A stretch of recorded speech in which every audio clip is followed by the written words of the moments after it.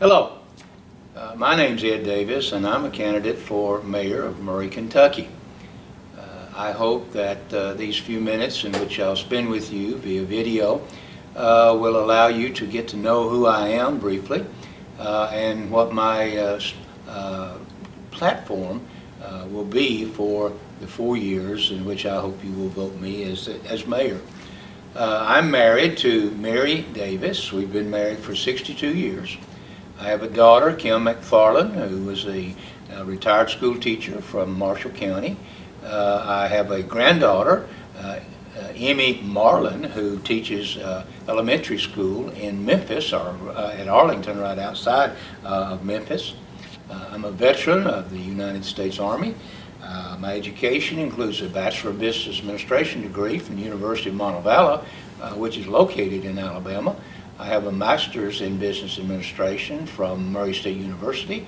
I have a specialist in college teaching from Murray State University. In fact, I taught at Murray State for several years, teaching accounting, cost accounting, economics, management classes. My work is included, after I got out of service, I served as a bookkeeper. I also served as a senior bookkeeper for the same organization, as a plant manager for the same organization, and then as a general manager for another organization, as a controller, as an area property administrator for the Purchase Area Development District in Mayfield, Kentucky. I retired at the end of 2013, began to involve myself in several nonprofit organizations, including the Murray's Kids Care for Hunger. I'm also the vice chair of the Housing Authority, the ex officio member of the Murray-Callaway County Parks Board. I'm a member of the board of directors at the Gentry House. I serve on the board of trustees for the Murray-Callaway County Hospital. I'm chairman of the Republican Party, and I am also chairman of the Callaway County Ethics Committee.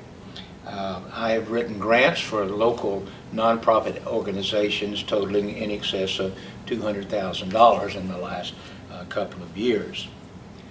If elected mayor, my first duty will be to ask or make a request of the city council to authorize or to approve a referendum that will take place in November of 2019, which we will ask the people to vote whether or not they would be for or against the compensation or payroll tax, as I'm going to call it, because I don't like that word compensation, because I think that's just a pretty word for the tax. So I'm going to call it the payroll tax. And I think everybody else calls it that, at least as well. If at that particular point in time the Murray citizens vote against the payroll tax, then I will make a request to the city council to repeal the payroll tax. Also, it's been inferred that in previous forums that I am a one issue person. However, the issue that I have been linked to, the payroll tax petition, etc., is after knocking on as many doors as I've knocked on, it is still the primary issue that exists here in the city of Murray. People continue to ask me, what about the payroll tax? How do you feel about the payroll tax? One gentleman asked me that, and I told him I was against the payroll tax, and so he immediately began to berate me because I was going to raise his taxes elsewhere. It's not my intent, people, to raise any taxes anywhere. In fact, my endeavor will be to try to keep the tax base as low as it possibly can be. So from that particular standpoint, we will be looking at other ways. In fact, the committee now that I have formed is looking at other ways where we might substitute other taxes or other ways of procuring money away from the payroll tax. Because we do have people who work in this city, some 77% of the people, as I understand, that work in this city, that pay the payroll tax, live in Callaway County and in surrounding states. as well as surrounding counties. This has been called taxation without representation by some of those folks. So we need to give consideration in being a good neighbor in the city of Murray to those who live in the surrounding areas about us. I believe in government of the people, by the people, and for the people. And in order for the citizens of Murray, to participate in their government, each meeting agenda will include a public comment section. It will probably be toward the end of the meeting, and we will allow individuals to come into the city hall to sign up, give their name, phone number, and address in case we need to contact them. There'd be no reason to contact them unless we were canceling the meeting, to allow a number of people to speak and voice their complaints or their encouragements or whatever problems that they may be having. But along with that, we will ask them to submit a solution to the problem that they're having so that they will be a participant in the solution to that problem. Then we will get together with the department heads or other people that are involved in the city government, and we will strive to do our very best to solve whatever problem they may be having. Procedure will be given to them at that time as to how that will develop. To continue the public comment, we plan to have a town hall type meeting on the Thursdays between the two council meetings. So again, people will have an opportunity to come in and voice their complaints, their problems, their situations. And again, we will ask them to provide a solution to us. The city sticker continued on for 5 months after the new payroll tax was enacted. This seemed like, again, to a lot of people, double taxation, because the real reason, as I understand, was to replace the city sticker with the payroll tax, because there were so many complaints from citizens about having to pay the city sticker. I'll assure you that that attitude has changed since the payroll tax has gone into effect. But during that particular period of time, that 5-month period of time, I will ask the finance officer to make a complete list by individual with the amounts that have been paid by people buying city stickers during that 5-month period, as well as any penalty they may have paid for not having the city sticker. And we will, since the payroll tax will continue on at least through 2019, we will apply that amount to their 2019 taxes. I think that's only fair that we do that. By this time, many of you have already received your property tax bill. You may note that the city of Murray, that the rate is for general fund and P&F. I'm not sure just exactly what that represents, but it is 0.3100 per hundred of the assessed property value. You will note also that under the city school district, there is a tax rate of 0.6690 per hundred of the assessed property value. How does the PVA determine what to tax you on?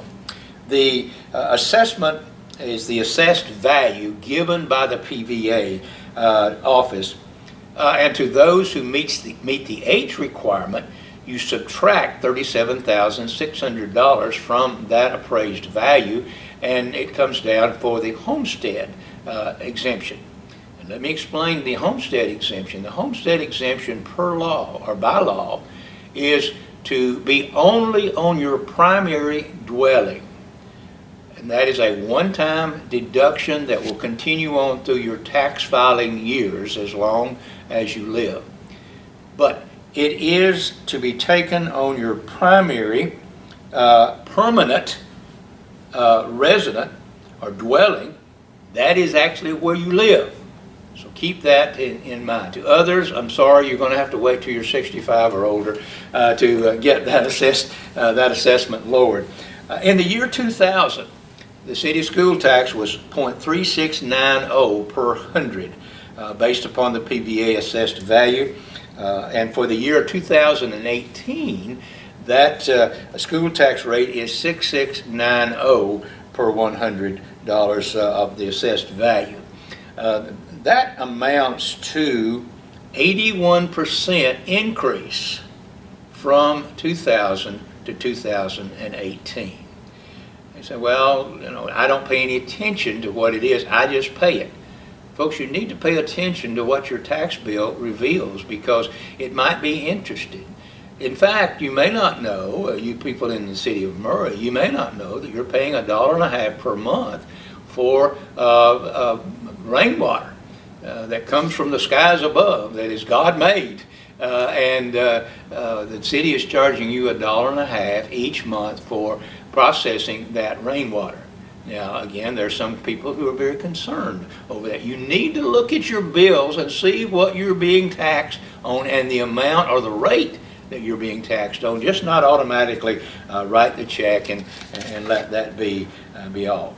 For the past several years, the city council members have not received copies of the check register, that is, the bills that are paid by the city.